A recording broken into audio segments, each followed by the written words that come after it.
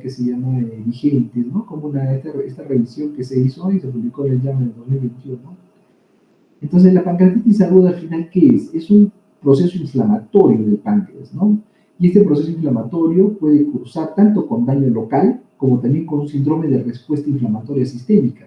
Y eso puede producir fallo a distancia, o sea, fallo compromiso en otros órganos e incluso a la muerte, ¿no? Dependiendo del número de órganos que se comprometen. Siempre la pancreatitis aguda resulta en un ingreso hospitalario, o sea, no es un cuadro ambulatorio. Todos los que tienen pancreatitis se hospitalizan, ¿no? En el Perú la incidencia más o menos es de 28 casos por cada 100.000 habitantes. Para el 2009 ahora ha aumentado porque ha aumentado lo que se llama la casuística de litiasis vesicular. Es una enfermedad compleja por todo lo que trae encima. Generalmente el 80% de las pancreatitis son enfermedades leves o moderadamente severas, ¿no? ¿Qué quiere decir? Que no hay daño orgánico o es un daño orgánico que se supera en las primeras 48 horas, ¿no? Pero un 20% pueden desarrollar enfermedades graves y de esos 20%, un 20% de ese 20% puede fallecer. Dentro de la etiología de la pancreatitis aguda, la más frecuente son los cálculos biliares, ¿no? El 80%.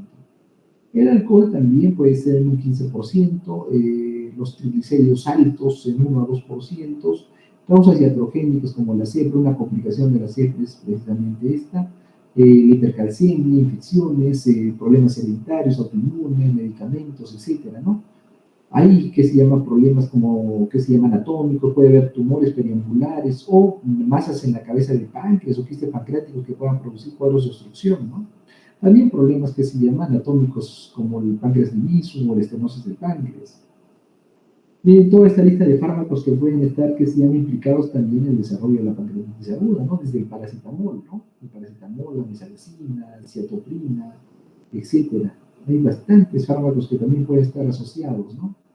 Ahora, hay factores de riesgo adicionales asociados con la pancreatitis, ¿no? La obesidad, la vejez, el tabaquismo y el VIH son precisamente factores de riesgo adicionales, ¿no? Para tener cuadros más severos.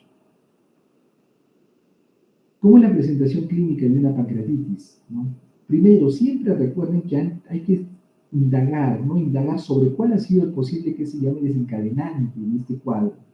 Entonces, generalmente son personas que han tenido un consumo abundante de grasas o consumen alcohol en forma crónica o han estado consumiendo algún medicamento que esté implicado como etiología, o ya han tenido cuadros previos de pancreatitis, ¿no? Relacionados con los cuadros de pancreatitis de tipo que se llama hereditario o autoinmune, o el paciente pues ya tenía patología biliar, sabía que tenía cálculos en la vesícula.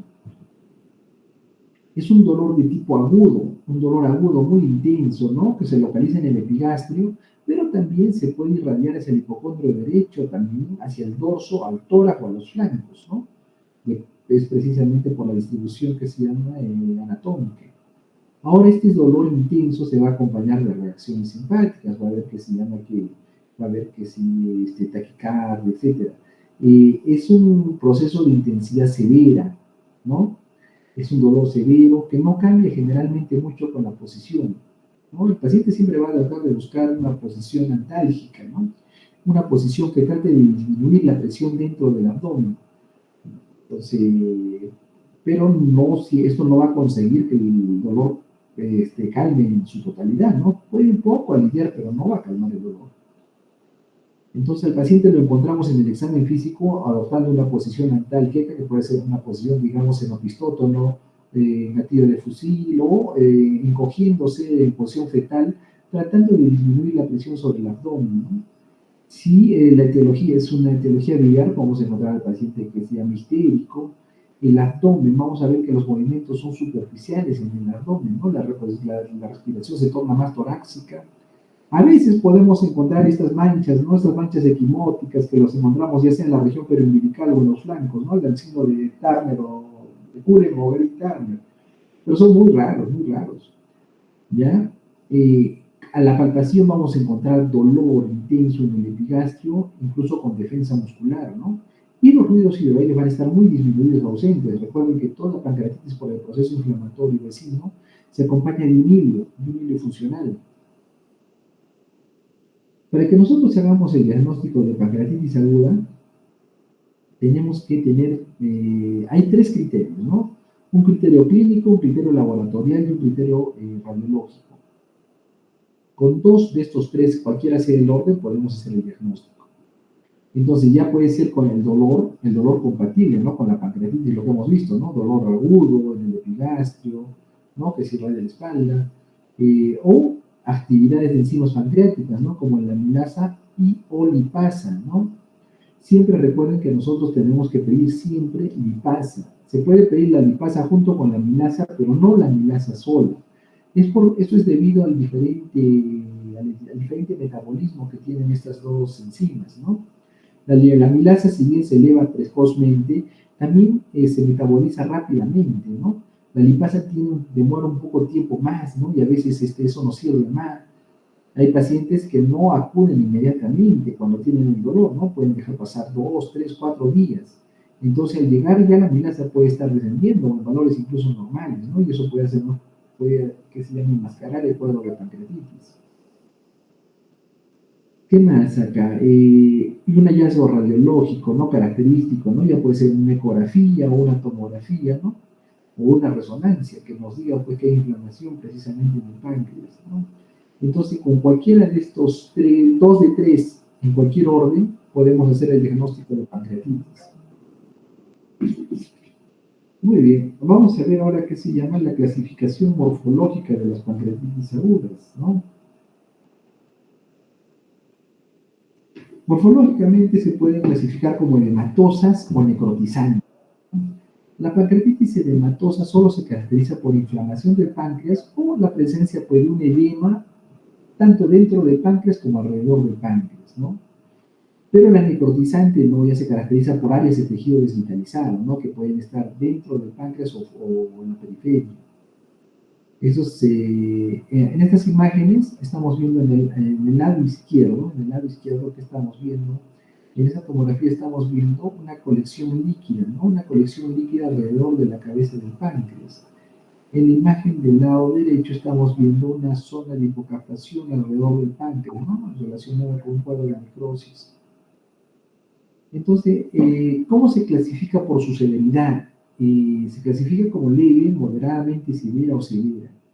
Leve es aquella que no ha tenido un fallo de órgano, o sea, no ha habido insuficiencia de ningún órgano, pero tampoco ha habido complicaciones locales o sistémicas. ¿Cuáles son esas complicaciones? Eso, las colecciones líquidas, de necrosis, esas son las complicaciones. O sistémicas, dicen, ¿no? O puede haber, pues recuerden que hay, que se llama órganos que se afectan durante la pancreatitis, como es el riñón y el pulmón. Entonces, si no ha habido nada de esto, es una pancreatitis leve, ¿no? Una moderadamente severa es la que tiene una insuficiencia orgánica, o sea, de un órgano diana, ¿no? Puede ser el riñón o el pulmón, que se resuelve, pero en las primeras 48 horas, ¿no? Es transitoria. O también el paciente puede tener presencia de complicaciones locales o sistémicas, ¿no? Y el cuadro severo solo se caracteriza porque hay una falla orgánica persistente, o sea, que dura más de 48 horas, ¿no? Puede ser uno o varios órganos, ¿no? Entonces, para hablar de falla orgánica, ¿cómo definimos esto, no? Utilizamos el score de Marshall modificado para disfunción orgánica. Acá se valoran tres sistemas, el respiratorio, el renal y el sistema cardiovascular, ¿no? En caso del sistema respiratorio vamos a utilizar el gradiente de la presión de oxígeno por FiO2, el PAFI. Si este PAFI se encuentra más abajo de 300, entonces nos va a dar 2 puntos, ¿no? Cualquier puntaje que esté de 2 puntos hacia arriba habla de falla orgánica, ¿ya? Entonces, si tenemos un PAFI que se encuentra a menos de 300, si tenemos una creatinina sérica que se encuentra más arriba de 1.9, o tenemos una presión sistólica menor de 90 que no responde a la respuesta con fluidos, entonces, perdón, ya hablamos de falla orgánica. Con cualquiera de estos ya se habla de falla orgánica. Entonces, los pacientes que hemos visto que no tienen falla orgánica y no tienen complicaciones son leves. Los que tienen falla transitoria que se recuperen en menos de 2 días o tienen alguna complicación local, estamos hablando de las moderadamente severas. Pero los que tienen falla orgánica persistente, esos son los que tienen pancreatitis severas.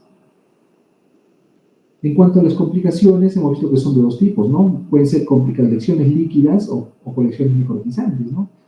Entonces, si esas colecciones líquidas si esas colecciones líquidas se resuelven dentro de las primeras 4 semanas, ¿ya? Entonces, son colecciones que se denominan colecciones líquidas agudas. Pero si estas colecciones persisten más de 4 semanas, se van a denominar pseudoquistes pancreáticos. Y estos pseudoquistes se caracterizan porque son colecciones, ¿no? Maduras y encapsuladas de líquido, tienen una pared bien definida, ¿no? Generalmente el contenido es homogéneo, ¿no? No hay sólido ahí. En el caso de las pancreatitis necrotizantes, siempre se consideran necrosis aquellas áreas del tejido pancreático que no se han recuperado después de la primera semana, ¿no? Si estas colecciones se resuelven, se reabsorben en las primeras 4 semanas, hablamos de colecciones necróticas agudas. Pero si estas persisten más de 4 semanas, las denominamos como de colecciones necróticas encapsuladas, ¿no? Y se caracterizan precisamente porque son áreas de necrosis peripancreática o interpancreática con una pared bien definida, ¿no? Y con un contenido de tipo heterogéneo, tanto líquido como no líquido. Entonces acá a la izquierda estamos viendo áreas, en esta primera imagen sobre el círculo amarillo, estamos viendo una colección líquida aguda, ¿no? Es una colección líquida homogénea y vemos que no tiene una pared definida aún. Pero a la derecha, dentro del círculo verde, estamos viendo la misma colección que es más pequeña, pero con una pared ya bien definida, ¿no? Esto es un pseudoquiste pancreático. A la derecha, lo que estamos viendo es una colección necrótica aguda, ¿no? Hay un área de tejido pancreático que no capta contraste, pero todavía no tiene una pared bien definida, ¿no? En cambio, por el contrario, acá abajo, sí encontremos acá que es un área necrótica grande, ¿no? Con una pared ya bien definida, y es una colección necrótica encapsulada. Existen varias escalas para predecir la severidad de una pancreatitis aguda, ¿no? Las más frecuentes ahora es el Apache 2 y el BISAR, ¿no? Antes utilizábamos también mucho el Ranso, pero el Ranso tiene una desventaja que tiene criterios que se aplican al inicio y a las 48 horas, ¿no? Y eso nos demora, pues, en evaluar la severidad de una pancreatitis. En cambio, el Apache 2 y el BISAR se pueden hacer inmediatamente. El Apache 2 mide 11 variables, ¿no? Puede predecir que se llama la severidad de una pancreatitis con un 83% de sensibilidad y un 59% de especificidad, ¿no? Estos cálculos se pueden realizar dentro de las primeras 24 horas. Generalmente se utilizan siempre en las unidades de cuidados críticos, ¿no? El BISAP es un poco más simple, ¿no? El BISAP solamente ve 5 parámetros y actualmente se ha agregado un sexto que es la obesidad. Entonces, el BISAP, ¿qué nos ve? El nitrógeno ureico, la alteración del estado mental, si hay 2 criterios de CIRS, si la edad es mayor de 60 años y si hay derrame pleural. Este tiene una sensibilidad del 51% para predecir que se llama severidad y 91% de especificidad. Es lo contrario al Apache, ¿no? Es mucho más específica, pero mucho menos sensible. El Apache es más sensible, mucho menos específico. Como les dije, solamente 5 variables fáciles de calcular. Cualquier puntaje mayor a 3 en la escala de Bishop habla de una pancreatitis severa. Y en el caso del Apache 2, un puntaje mayor a 8 nos habla de severidad. Pero aparte también de estas escalas de severidad, también tenemos biomarcadores. Y como les hablé antes, la proteína C reactiva es un biomarcador muy importante, ¿no? Para ver la evolución de una pancreatitis, ¿no? Si esta proteína C reactiva está más allá de 190, ¿no? En las primeras 48 horas de admisión, o tiene un aumento de más de 90 miligramos, tiene un valor predictivo hasta casi del 96% para predecir enfermedades graves. Hay también escalas de severidad basadas en imágenes, ¿no? Como la tomografía, ¿ya? Y estas también ayudan mucho, pero hay que tener en cuenta que las tomografías se recomienda que las se tomen recién a partir de las 72 horas de iniciados los síntomas, porque recién a partir de ahí nos va a valorar exactamente, o sea, nos va a ayudar a valorar exactamente cuánto ha habido de compromiso real en el páncreas, ¿no? Se sugiere que debe ser entre los 3 y 5 días. Muy bien. Entonces, después ya de que hemos hecho el diagnóstico, ¿no? El diagnóstico y la clasificación de esta pancreatitis aguda, tenemos que ver algo muy importante que es el manejo, ¿no? Dos pilares fundamentales para el manejo son que la reanimación que se hace con líquidos para restaurar la perfusión, porque acá el páncreas se muere precisamente porque no hay perfusión. Y en segundo, un apoyo nutricional importante para contrarrestar el gran estado catabólico, ¿no? Y así haya menor tasa de infecciones.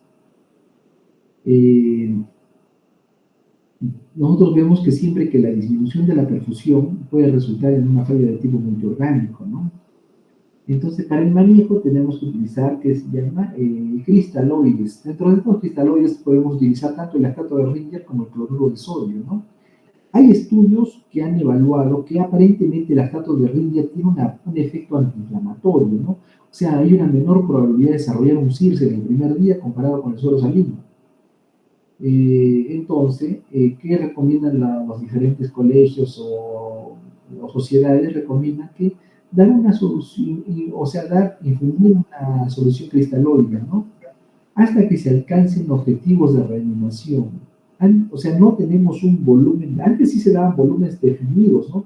Pero no todas las pancreatitis son iguales, no todas vienen con el mismo compromiso que se llama hemodinámico. Hay leves, hay severas, y no podemos meterlas a todas a la misma bolsa, ¿no?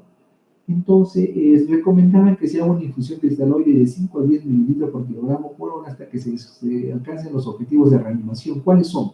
Que el paciente puede tener una frecuencia cardíaca menor a 120 por minuto, que su presión media esté entre 65 y 85, que tenga un flujo urinario mayor a 0.5 cc por kilo por hora, o que su hematocrit se maneje entre 35 y 44, ¿no?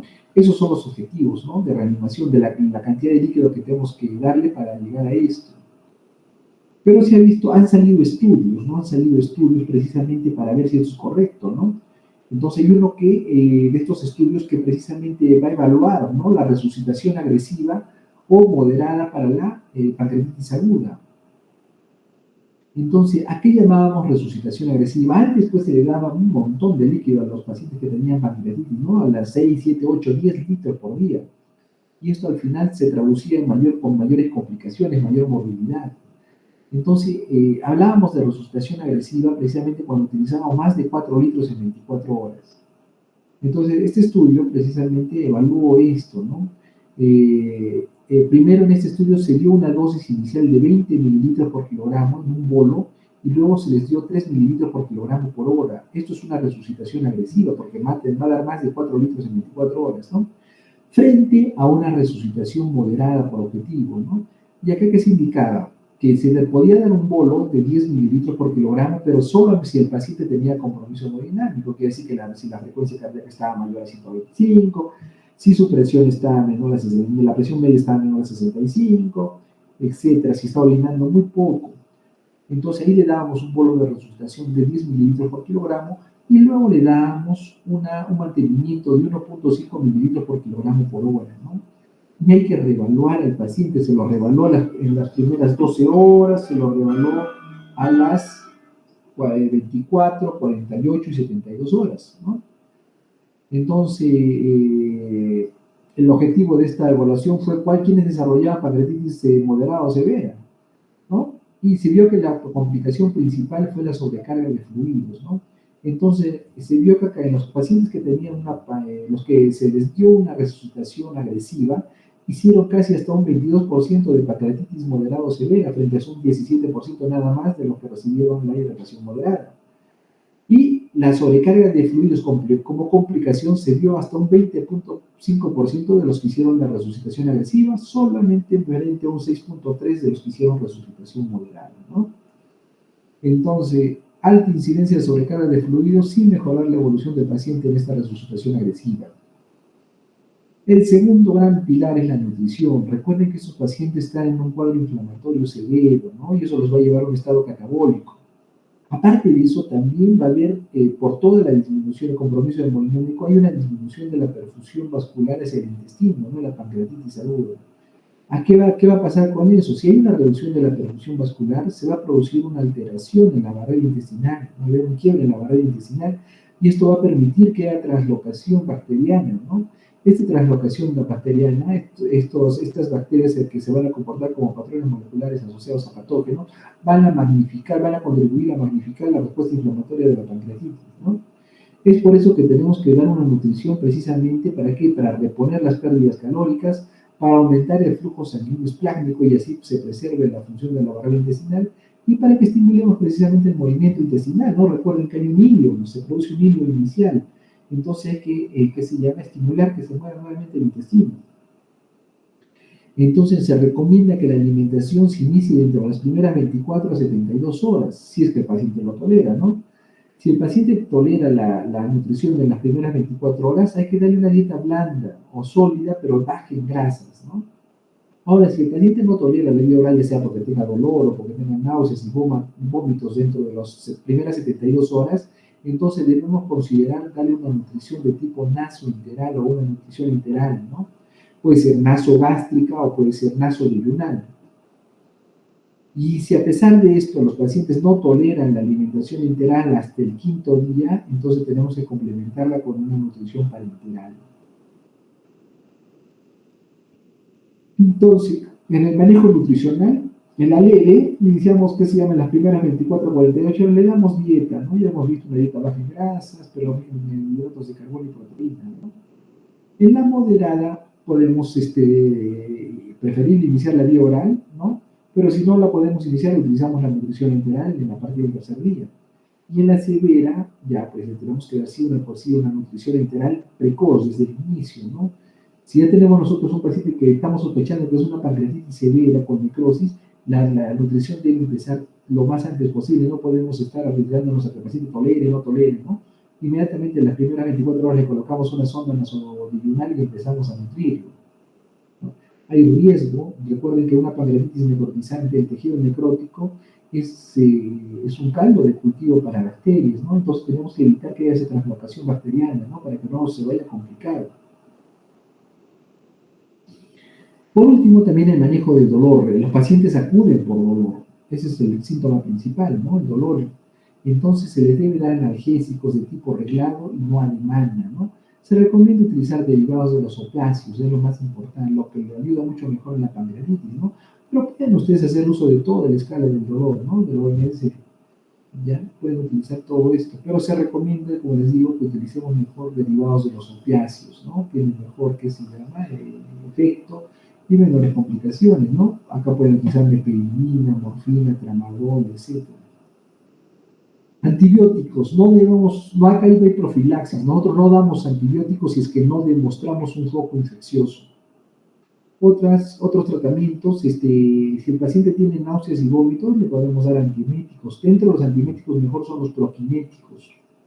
Si el paciente está con vómitos e hilo, hay que colocarle una sonda nasogástrica a gravedad, ¿no? Para que evacúe todo ese líquido y el aire, ¿no? Eso ayuda a disminuir el dolor. Siempre colocarle sonda vesical en las pancreatitis severas. Recuerden que el riñón es un órgano diana, ¿no? Entonces tenemos que evaluar cómo va su funcionamiento, ¿no? Y si lo necesita, pues oxígeno a demanda.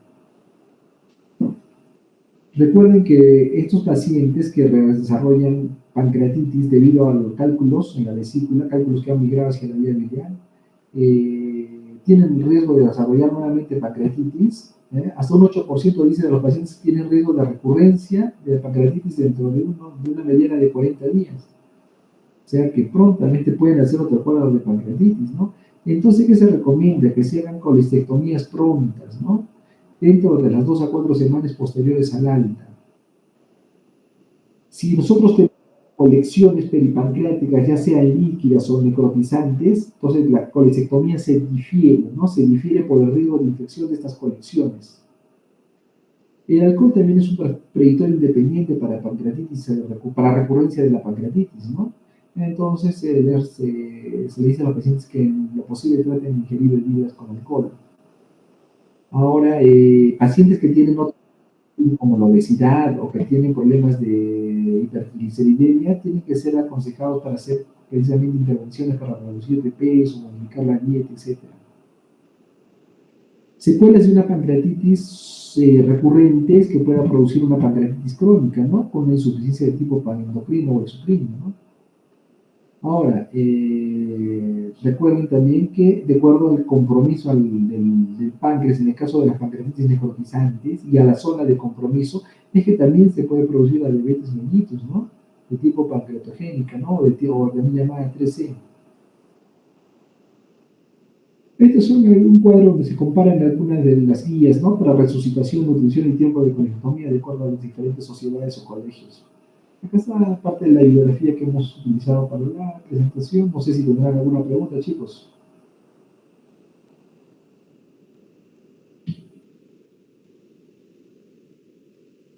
Preguntas, jóvenes.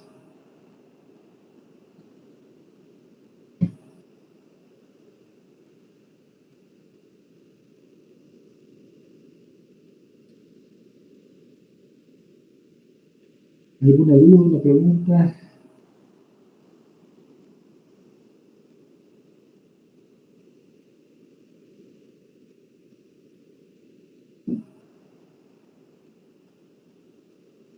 ¿Está todo claro?